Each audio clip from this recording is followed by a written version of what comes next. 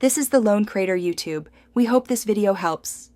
In this video, I will show how to make Pho Ga with rotisserie chicken. First, let's prepare the flavorful broth. Begin by removing the meat from a store-bought rotisserie chicken, setting it aside for later.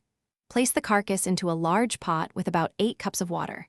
Add 1 large onion, a 3-inch piece of ginger, and 5-star anise pods. Simmer for at least 30 minutes, then strain the broth for a clear base.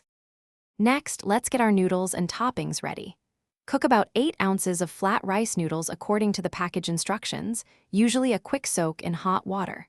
While the noodles cook, shred the reserved rotisserie chicken meat into bite-sized pieces. Prepare your fresh garnishes. Thinly slice 1 bunch of green onions, chop 1/2 cup of cilantro, and have a handful of bean sprouts and lime wedges ready. Don't forget your chili slices.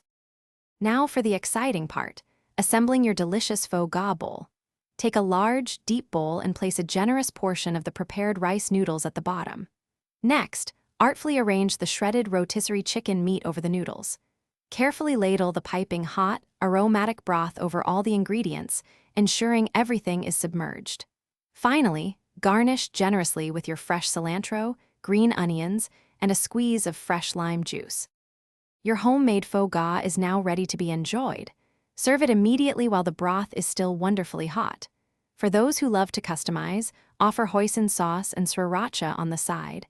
A drizzle of each can truly elevate the experience. Feel free to add extra bean sprouts, fresh chili slices, or a few more lime wedges to taste. Savor every comforting spoonful of your quick and easy Pho Ga. Thanks for watching. Consider subscribing if we helped you.